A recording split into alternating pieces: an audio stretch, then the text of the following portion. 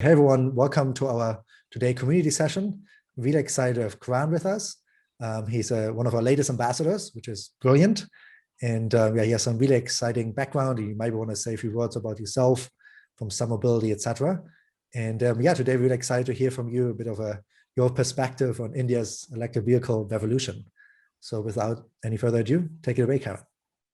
Sounds good. So actually, I'll get to my background at the end of this presentation because it flows in line with that. So today, I thought of different ways to present this and talk about this, but what I'm going to go ahead with is, just tell you two very small stories of, what the EV revolution, and if there is one, exist, what does it look like in India?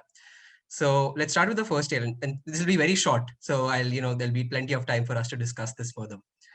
So who let the sell out? Here, I want to tell you of the story, the story of how and why is India becoming the center stage of clean tech, climate change, renewables, and EVs.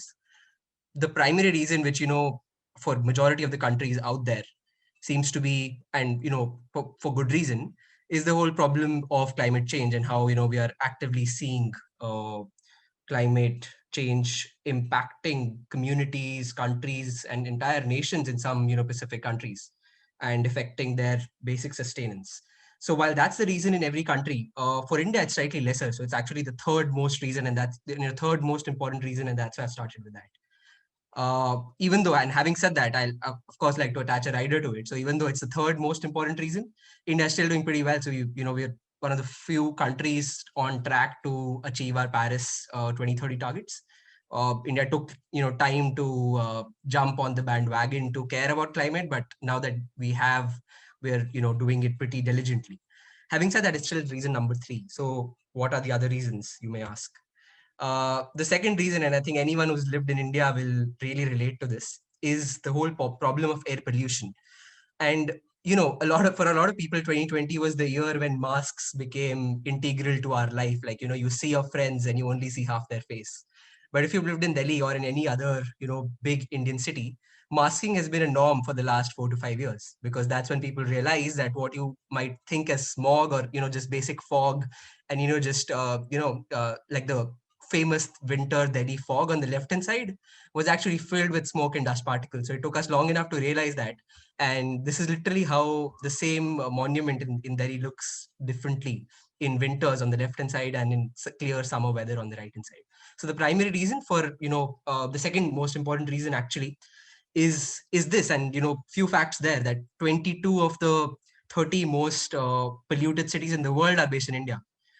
Delhi constantly hits 20 times the threshold value mandated by World Health Organization for the basic ppm level in the air.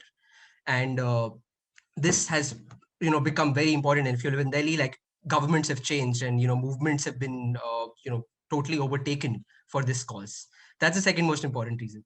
And while these two reasons could have been the key reason, but what's interestingly the actually the most important reason for the pickup of EV in India and promotion of EV in India by the Indian government is the story of imports.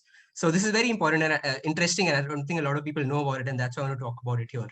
India actually imports 82% of its crude oil requirements, and this 82% of a country which is this big implies $100 billion of imports. And this is literally money which is going to countries which are literally just mining oil, from their fields. The other side is not just it's $100 billion going out.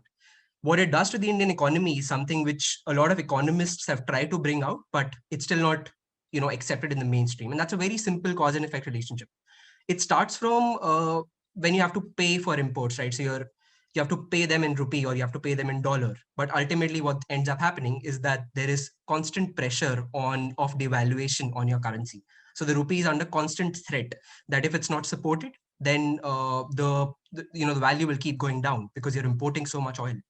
What then the central bank needs to do is that it needs to raise the real estate, the interest rates, the real interest rates in the economy, to make sure that the currency is not becoming worthless in the global market. But what happens when the interest rates are high is that it crowds out private investment, because now again, the government, if you give money to the government or you put it in your savings account, you get 5 to 6%, and this is a basic savings checking account. However, if you invest in infrastructure assets or infrastructure initiatives or employment initiatives in any country, at best you can only earn a return or an ROI of 4 to 5%. But because all the money goes to the safe assets like the central government, your savings account, it there's not enough money left to be flowed, to flow into the infrastructure development for basic employment initiatives, even growing like a basic traditional Indian company. It's so tough to find capital to grow that. So ultimately what happens is that because of just having to import so much oil, there is a almost like a big burden on the Indian economy to not be able to develop and develop how we've always understood development to be always hindered because of this reliance on oil imports. And that's why the cells are out, and that's why the solar panels are out in India right now, because of this reason. So that's the first interesting story, and of course we can discuss on that furthermore. The second story that I want to tell you guys is what we call as EVs and what that means for different people in different parts of the world. This is called the what the fuck chart of the year, and this I'm just showing till 2020 here. This is the share price of Tesla. Uh, it skyrocketed, and not just Tesla, right? After that, every day we hear a new EV company going public through a SPAC. Lately, I'm hearing air mobility companies going public through a SPAC in the US. So the definition of electric vehicles and the whole EV revolution is very different for the whole world. But I'll tell you how that's very different in India. It's very different in India because the starting point is very different. What you see here is a cycle rickshaw. An interesting fact: 85% of Indians don't have private vehicles. So 85% of Indians use these kinds of transport modes of transportation. Everything from a two-wheeler bike to a three-wheeler like this, to a bus or to a metro. So 85% people use a non-private transportation. And this, what you see here, a cycle rickshaw, is one of the most iconic mode of transportation for people in India. Anyone who's been brought up in any city in India would have at some point of time traveled in this cycle rickshaw. There are 2 million of these on road in India, and that's just the recorded ones. The unrecorded ones are supposed to be about approximately 5 to 6 million. Not only is it again not the fastest way to commute, I must say, for anyone who's tried to catch a train in a cycle rickshaw, but also the impact that it has on the driver of this e-rickshaws is insane. Like, all of these people are manual, are migrant laborers who've come into big cities, and this is the primary mode of employment for them. Because it's so cheap to procure this vehicle, and there is no entry barrier essentially to be able to drive one. You don't have to register this, you don't have to pay any permits, any road taxes, nothing at all. So that's why it was so popular. But the cons of it was, apart from the fact that it's manual labor for these people, they're generally very frail, malnutritioned, and constantly diseased. But it's also like making Indian cities one of the slowest in terms of traffic also in the world.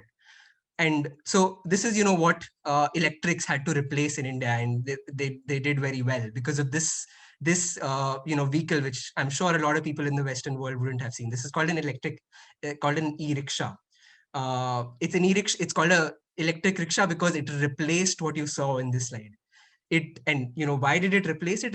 It replaced again because of the fact that this was unregulated. It didn't require any kind of permits, any kind of taxes, not even a big investment. This was, you could buy one in less than $1,000. It overtook the entire cycle rickshaw, market. And right now there are already 2 million of these on road in India. And every year they're expected to grow by 500,000, of course, in the post-COVID, numbers.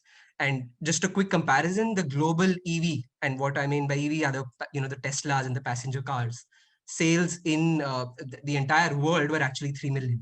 So only, and not out of that, separately, 500,000 of these are sold in India every year.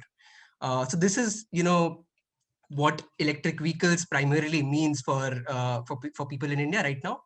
And again, there is, as been like Tesla is launching in India. That nothing to say that passenger and private vehicles are not coming in, but this is, I think, the most underrated EV revolution in the world that is not captured in any of our popular media. And I'd like to end this by talking slightly, about how this is progressing, this whole trend. And that's where I'd like to introduce myself as well.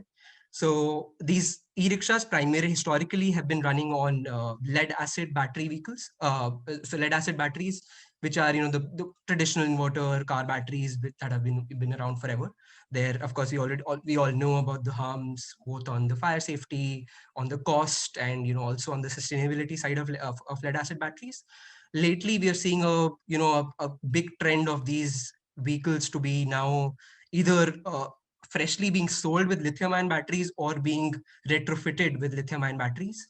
And like one level deeper into that is this whole revolution, and not a revolution, but a very big tailwind of battery swapping in India. And why battery swapping? It's because those lithium ion batteries are so expensive that it just buying a lithium ion battery just defeats the whole purpose of an e-rickshaw, because these people cannot afford to buy that expensive batteries.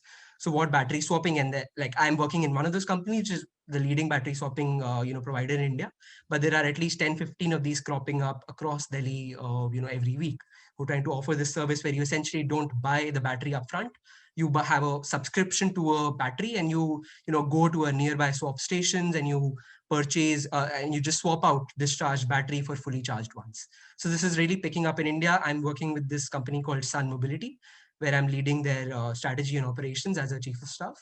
And we're essentially doing battery swapping for three-wheelers, what you see here, but also using the same batteries and swapping infrastructure for two-wheelers and three-wheeler cargo delivery vehicles as well. So yeah, that's that. Those are the two terribly tiny stories I wanted to tell you about how the Indian EV market is progressing.